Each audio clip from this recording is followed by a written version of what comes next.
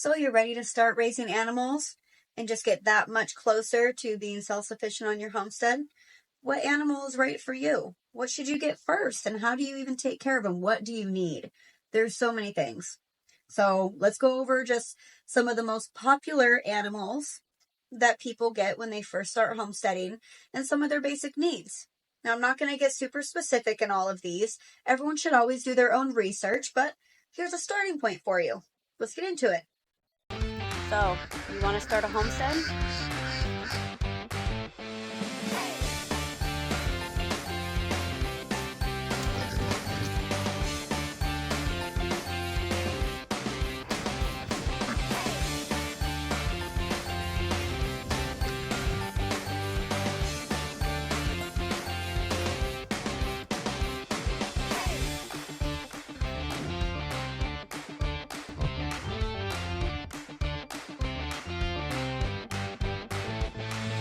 Livestock plays a pivotal role in your homesteading journey.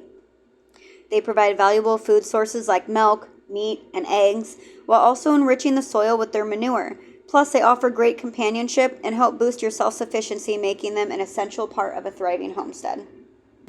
Common livestock options for your homestead include chickens for eggs, goats for milk, pigs for meat, and rabbits for both meat and companionship. You can also add cows, sheep, turkeys, and ducks into the mix. Each animal has its own habitat and care requirements, so it's key to pick what's right for you and your homestead for the space that you have available and how much time that you can put into them. We already talked about this. Every homesteading journey is going to look a little bit different. That doesn't mean that you have to start out with chickens because that's what everyone else did. Maybe you really want to just have some meat rabbits. That's perfectly fine too. I know plenty of homesteaders that do that. Raising animals requires ethical thoughtfulness, emphasizing humane treatment, proper care, and responsible harvesting. It's important to provide them with a good life, ensuring they have the space, food, and attention to thrive. Understanding animal welfare principles helps foster a respectful relationship with your livestock, making sure they live happily and healthily while supporting your homestead. Each choice requires a different level of emotional and practical commitment, so it's important to be honest with yourself about what you're prepared for. Whether as companions or part of your food supply, both require thoughtful care and respect. Are you really able to put down little Lucy so that you can have a good chicken fried steak? Just an example here. Let's talk housing. Housing will look different for each and every animal that you get. Not all of them have the same requirements. So chickens, for instance, will need a secure coop to keep them safe from predators and provide a dry, comfy spot for laying eggs. For their well-being, make sure the coop has good ventilation, a roosting bar for sleeping, and enough space for them to enjoy their dust bath. A happy chicken is a healthy chicken. Ducks need access to water for bathing, which is vital for their health and helps them clear their bills. The water should be deep enough to allow them to submerge their heads and keep clean. While some breeds are tough enough to sleep in the snow, it's still important to provide them with shelter to keep them warm and dry, especially in harsh weather. A cozy nesting area with straw and bedding will help keep them stay comfortable and safe, ensuring the ducks thrive no matter the season.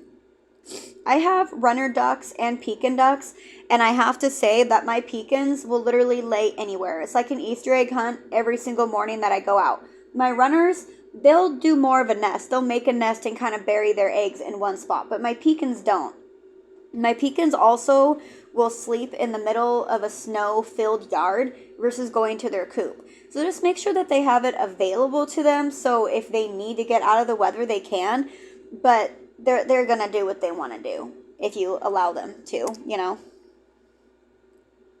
Pigs need shelter from the sun and rain and a strong pen to keep them from rooting their way out. A clean water supply and fresh bedding is essential to keep them comfortable and healthy in their space. Happy pigs are clean and cozy pigs. Now, we'll get into a little bit more later with pigs, but I wanted to point out when it says rooting their way out, if you've done any research on pigs, you'll notice some have a larger snout. You'll see some people would put rings in their snout. Some have like a really short nose like coons. coons, they don't have really large snouts. The pigs will use their nose to root. So the longer the snout, the more damage they're going to be able to do. And that's why you'll see some people will put those rings in, because it makes them stop rooting. And depending on who you talk to, some people will say that they feel like that's inhumane. But depending on your area and what the pigs are for, you kind of, sometimes people feel like they have to. They can do a lot of damage. I will see if I can get a clip of what my pasture looks like right now as they've been rooting. And they don't even have the real long snouts, the hogs that I have out there. And you can see just the holes that they've dug and in this pasture area. Goats. Goats are a fun one. They need a sturdy shelter to protect them from the weather and plenty of space to roam and explore. A fenced-off play area is a must, along with feeders for hay and a durable water trough that won't tip over. Rabbits. I don't personally have rabbits or bunnies, so this is just based off my research. So if any of you guys are out here watching this and you have bunnies, please correct me if any of this is not right. No. Rabbits are like furry little gymnasts that need room to hop around. They thrive in large, well-ventilated spaces. Think like a 10 by 6 foot for 2 bunnies plus a cozy hutch to sleep in. They're all about good vibes, so no damp, hot, or drafty places, please. I personally don't have rabbits, so please chime in down here in the comments if you do and tell all of us what they need. I've seen a lot of people just set up basic hutches for them to live in. You want to make sure they don't get too hot. You want it to be well ventilated. And if you plan on breeding them, they do need to have the space to make the nest. Cows are pretty laid back and will happily nap right there in the middle of the pasture, but it's still important to provide them with shelter during harsh weather. A barn or a sturdy structure keeps them comfortable and protected from the wind, rain, or extreme temperatures, ensuring they stay healthy and happy. Fencing. Chicken fencing should include chicken wire that's buried underground, so that way it's secure and it helps prevent predators from digging under, like raccoons. Adding a top can also be helpful since hens may fly, keeping them contained and safe. Some people prefer letting their chickens free range, which is completely fine. They're your chickens. You do what you want with them. Just be aware that depending on your area, it could lead to a higher risk of predators and a potentially higher death rate. So keep your flock safe and happy no matter what your setup. Give them, a coop to at least go to. Once again, your chickens, your choice. Ducks can be surprisingly good at waddling their way into trouble. Some breeds can even fly, so you may need netting to secure a top, similar to what you'd use for chickens to keep them safely contained. For those who prefer to stay grounded, a sturdy 3 to 4 foot fence will do the trick. Chicken wire or mesh fencing works well at keeping them in check and ensuring your feathered friends stay happy and secure. Pigs need sturdy fencing. 4 feet tall will do.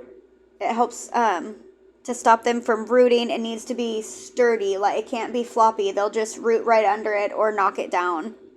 Hog panels or electric fencing are great options, though electric fencing does require regular maintenance to keep it effective. A solid barrier ensures your pig stays safe and secure while happily rooting around.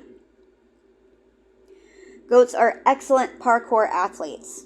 That's why I said earlier that they're fun. So anything they can jump off of, they will, and most likely launch right over your fence. So your fencing needs to be tall, like 4 to 5 feet tall, and secure enough to prevent them from climbing it, because they will do that too. Woven wire or field fencing is a fine choice, and you want to keep them secure. They get into a lot of shit, so you want to try to keep them contained. Rabbits may not be great jumpers, but they're expert diggers, so to keep them safe, your fencing should be at least 2 to 3 feet tall and buried a few inches underground to prevent escape. Many folks also keep their rabbits in hutches or movable rollaway tractors, which allow them to graze while staying contained. Use welded wire or hardware cloth to ensure your bunnies stay safe and secure. With the right setup, your fluffy friends will be hopping happily and safely. Cattle need strong and durable fencing due to their size and strength. Barbed wire, woven wire, electric fencing, that will all work, each capable of withstanding the weight and force of the cows can exert. So like goats, how they just climb, and jump over it, the cows will literally just use their body weight and plow straight over it. You have no idea how many times I had to walk my fucking happy cattle asses home because they just push through the fence. Make sure if you go with the electric fence, make sure you check it and make sure that it works right. Make sure that it's hot enough. They're big animals. It needs to have a bit of a kick to it. All fencing should be regularly checked for any weaknesses or damage. Great livestock fencing does more than just keep animals contained. It takes local predators into account, ensuring your animals are safe and secure from any potential threats.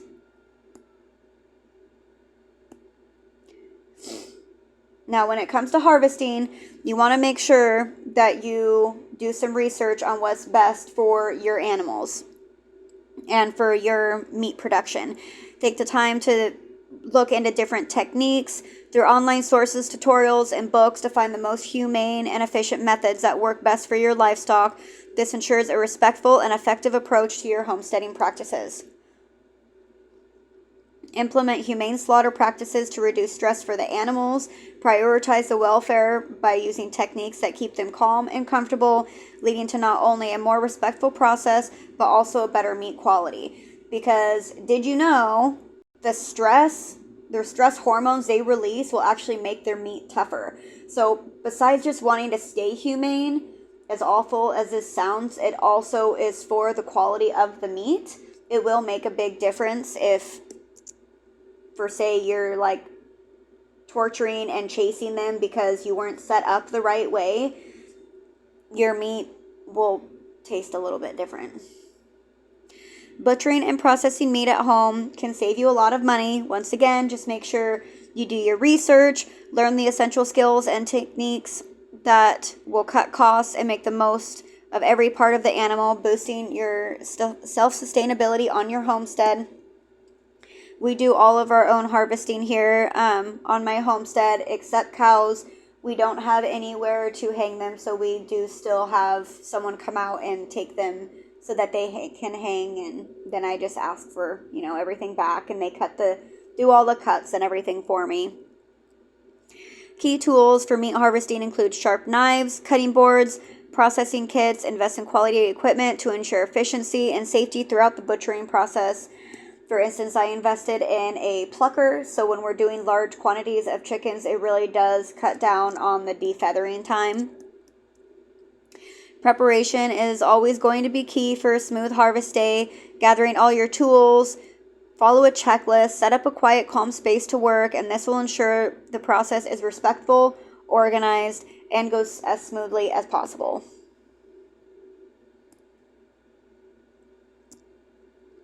So how do you pick and choose what animals are going to be right for your homestead? Before you start picking any of those farm animals, think about how much space you have. Some animals like chickens or rabbits need less space to roam, while larger animals like cows or pigs require a lot more space to stay healthy. If you're limited on land, you can look into smaller, more manageable animals like goats or ducks. Make sure your setup includes enough shelter, fencing, and access to fresh water, whatever animals you do decide to go with. What's going to be the purpose of the farm animals on your homestead? Are you looking for animals that provide milk, eggs, meat, or simply just companionship? For instance, dairy goats are great for milk, while chickens are perfect for eggs. If you're after fiber, consider alpacas or sheep.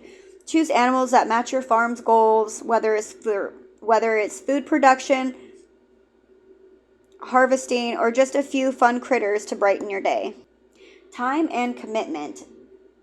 When you decide what animals you want to get for your homestead, consider how much time you have and how much commitment you're willing to give them, because they require time, care, and attention. If you're working full-time and have a busy schedule, it's important to pick animals that fit with your available time frame. Chickens, ducks, cows are all relatively low maintenance compared to horses, which may need more daily care. Be realistic about how much time you can dedicate to feeding, cleaning, and maintaining your animals to ensure they stay happy and healthy. Choosing the right farm animals is just a beginning. Now it's time to get homesteading a family experience. Getting kids involved in daily farm life not only teaches responsibility, but also creates lasting memories. From gathering eggs to feeding animals, there are plenty of fun and educational ways to engage the whole family. So in the next video, we're going to explore how to make homesteading a rewarding experience for kids of all ages. So stay tuned, and I'll see you next time.